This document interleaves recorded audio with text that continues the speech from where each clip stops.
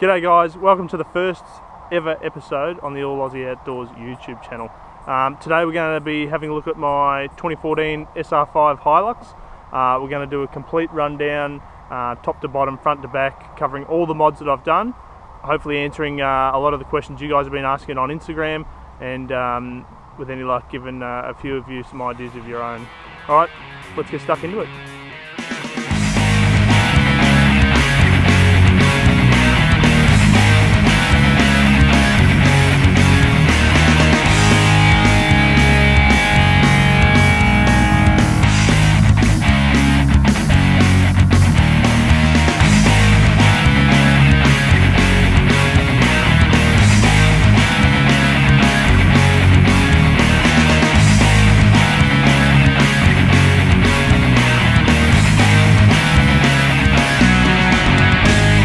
Right, starting at the very front.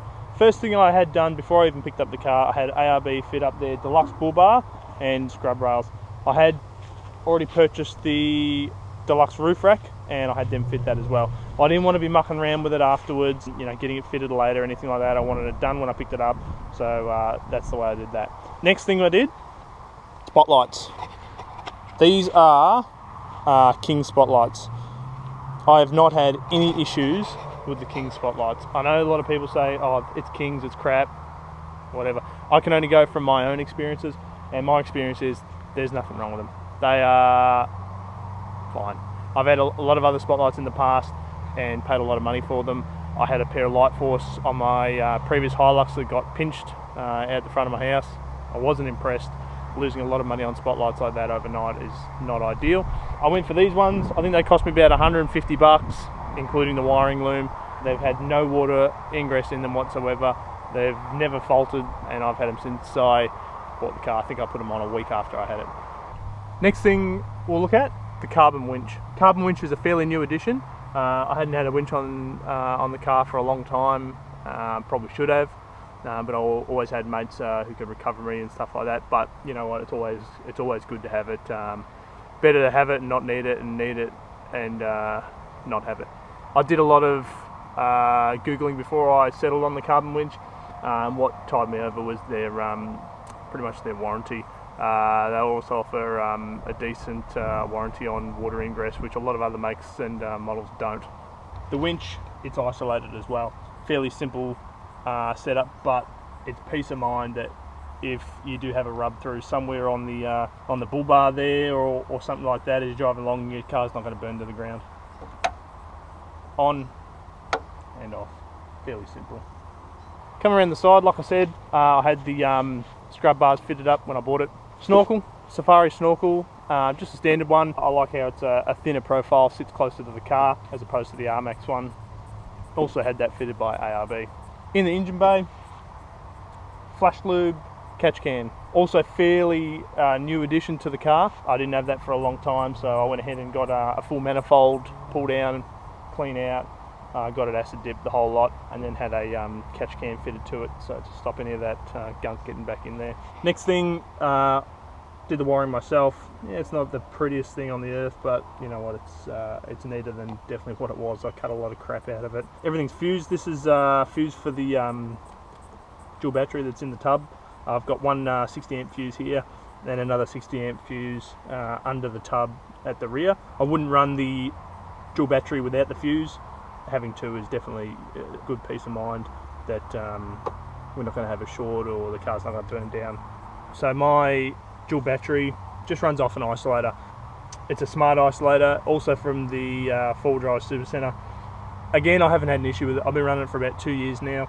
Had no issues. Every item has its faults. I just haven't had any with these. Maybe I'm lucky, I don't know. Maybe it's coming, I don't know. But so far so good. Every aftermarket accessory on the car is fused. I've got a fuse block here, everything's fused in the front, and then I've got another fuse block in the rear, which I'll show you a bit after. But everything goes to a fuse block and then goes to the accessory from there. It saves a lot of these inline fuses that sit here and sit there, and you got a big bird's nest worth of inline fuses that looks like shit. So cut out all those. I'll put a fuse block in. It's a Baintech fuse block. It cost me $60 on eBay, I think, and it just neatens things up a little bit, keeps it tidy. While we're here, I got the Flash Lube pre-filter, worth its weight in gold, also peace of mind. I'm big on preventative maintenance that will help now and prevent breakdowns in the future, hopefully. Running a Oricom UHF, again, never had any dramas with it, love the Oricom gear. I'll show you the hand unit and stuff when we get in the cabin. Coming down the side, I've done the chrome delete, mirror backs, badges, door handles. I like all black, some people like the chrome. It's up to you, that's what I've done. Down the back we've got the ARB smooth finish canopy. I love it, it's a good utilisation of your space. I was having a lot of issues when I had the tonneau on the back. Whatever I had in the back was getting wet, there was water coming in the sides. This seals perfectly. I've never had any water go in there. Sure, when you're washing your car from the back, you might have a bit shoot up through the cracks and stuff like that, but I mean, it's not going to flood your vehicle. I've driven in heavy rain and I've never had water come in. So, worth its weight in gold, the ARB canopy. Righto, the back. I get a lot of questions about the setup in the back. Who did it? Where'd you get the bits and pieces from? Everything on this car, minus the bar work from ARB, I fitted it all myself. I bought it, I sourced it, I had it delivered, and I fit it. Start up here, the lights, hardcore lighting, love the hardcore gear. I've got hardcore lighting throughout the canopy. Got one there, one back here, and one here on each window. All the lights throughout the whole canopy are switched down here. One of the things I love about the core lighting as well, it does come with a dimmer, and it has a bug lighting option, so you can go orange or back to normal. Both are dimmable, just a good option to have. You do find noticeably less amount of insects hanging around your car while you're trying to cook, while you're trying to sit around with your mates and stuff like that. You're not getting pestered to hell by bugs. Right, on the right hand side here, I've got water and air. Air is a ARB fitting and runs back to the Bush Ranger Black Max compressor. I love it. I know a lot of people run the ARB compressors and the twin compressors. I'm running 33s and I've never had an issue with this. It pumps all four running constantly with no issues, and I've pumped them time and time and time again. Again, fitted all this myself. Everything's conduited, ran all the wiring, ran everything, and it came up really nice. Here we have water. Water runs back to a 75 litre water tank there in the rear. The tap is from Bunnings. I bought that from Bunnings. The end is from Bunnings. Runs back here through to a Pro Pump XTL 3210. It's not an expensive pump. It was like, I don't know, 40 bucks on eBay. A lot of people recommended other pumps. A lot of pumps would have the option to pump from a water source into the tank. I don't need that. For what I do, I've been out for up to a week at a time and I've never, ever, ever ran out of water. I've had to drain the water out of the tank when I got home, so it wasn't sitting there, it wouldn't go stagnant. The water tank itself is from Poly RV Accessories. I love it. All the tie downs, the eyelets, I sourced that separately and sort of fashioned it myself. When the drawers went in, I had about 110 mil of room in the back and the tank's 100 mil wide, so it was a no-brainer. That's where it was going every day of the week. I'll give you a little demonstration on how the water works. So just in here, I've just got a standard bit of food contact hosing. So essentially,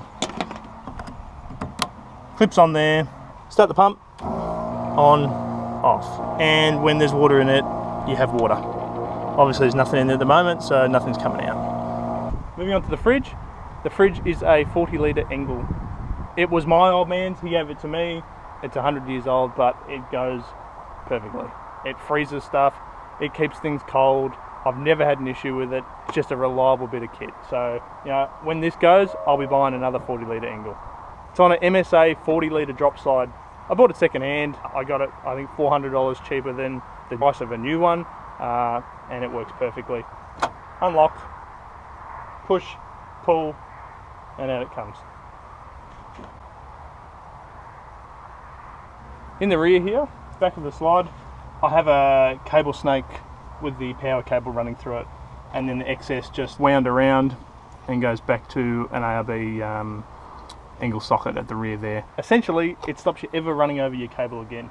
I've had in the past where you get your fridge 3/4 of the way in, the back of the canopy's chockers, and sure enough you hit the cable and you're mucking around with that and it's a disaster. Cable snake, got it from eBay. I think it was about 15 bucks, arrived in no time, and it's as good as the one you buy at ARB. As you can see there, dual battery sits in the rear of the tub. I didn't want to have more weight in the front. I've got plenty of weight in the front with the bar work, with everything in there. I wanted to even it out a bit. Hiluxes tend to have that nose down attitude, and anything I could get in the rear to even that out a bit was perfect. It's a deep cycle battery, 105 amp hour. I cannot remember for the life of me the name, and it's a pain in the ass to get it out to check the label on the side.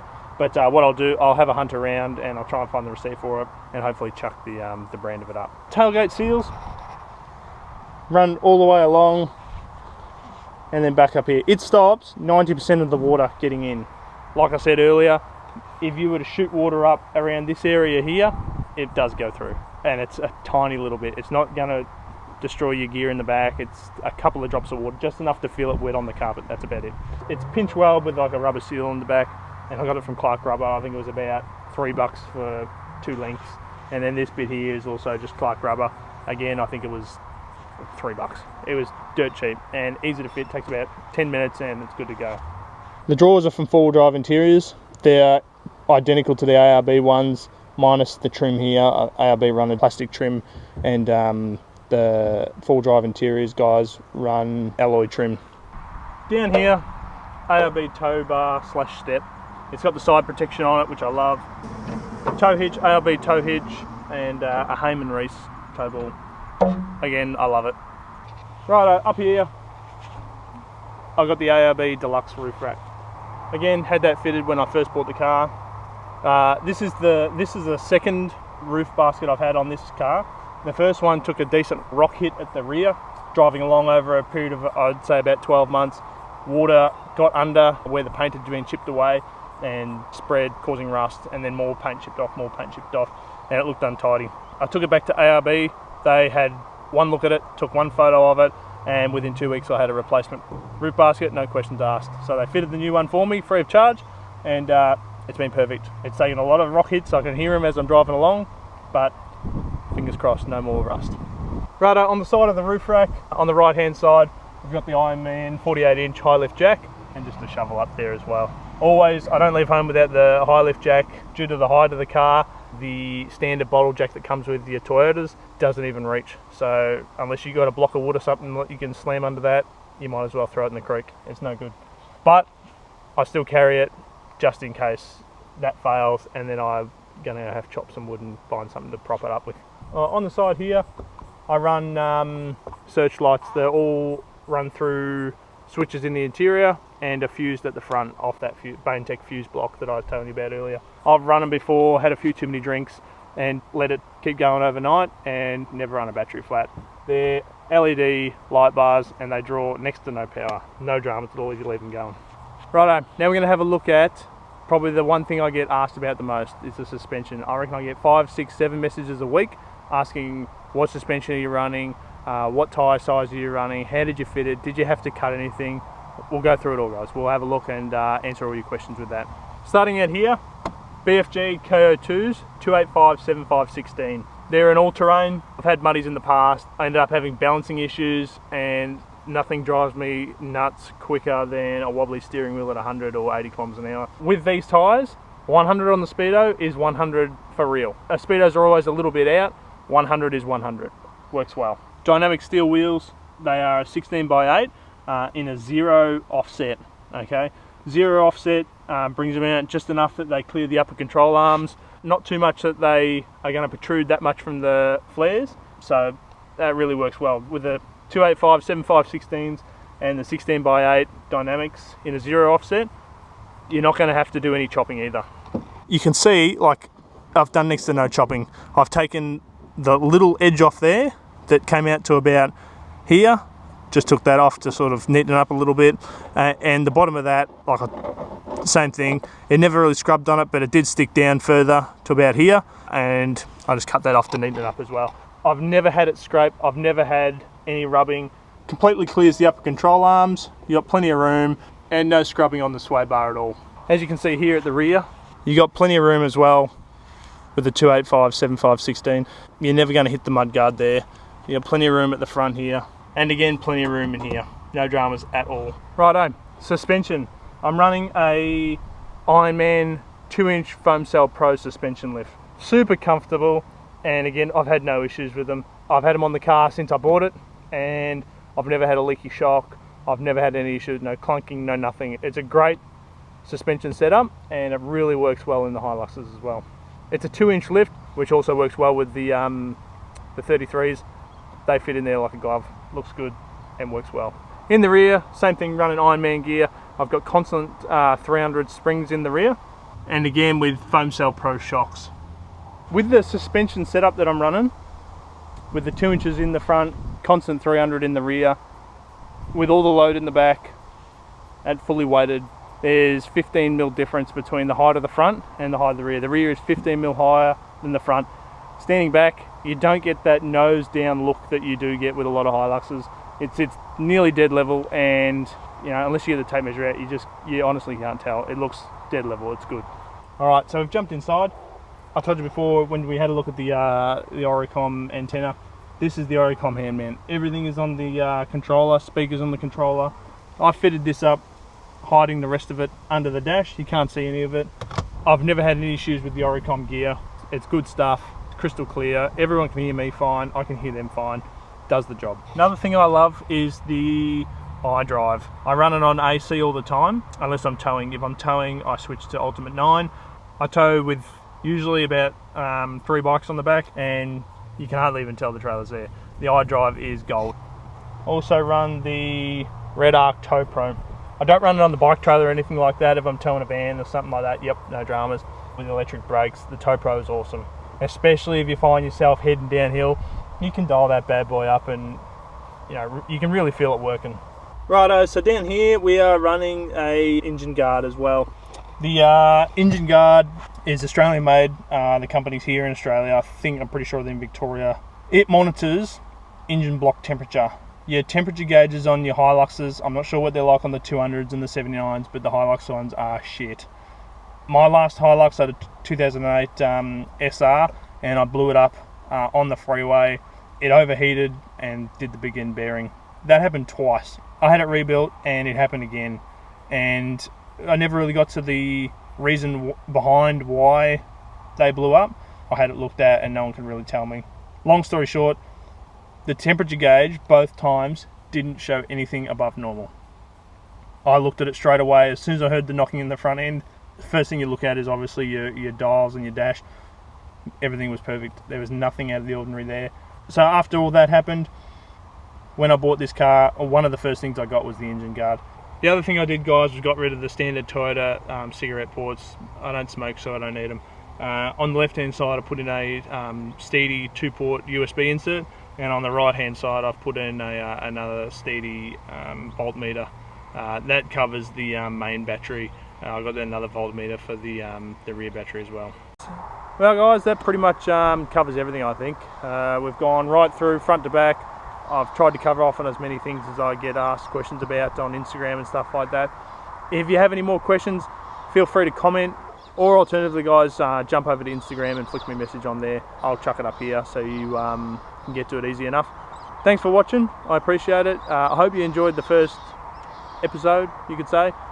First video on the All Aussie Outdoors page. There's going to be plenty more to come this year. I'm hoping to do more and more videos. Hopefully get a few trips, got some fishing trips, got some hunting trips, got plenty of four-wheel driving trips to do. So I've got about 3 GoPros now, so I'm going to take those along and get whatever I can and hopefully chuck it up here. So if you like what you've seen so far and you're following me on Instagram, hit subscribe, guys. And if you're not following me on Instagram, head over, hit follow on there. I try and get as much content up as I can, and as well answering as many questions as I can about the setup. Righto, guys, thanks very much for tuning in. I will see you next time. In the meantime, take care.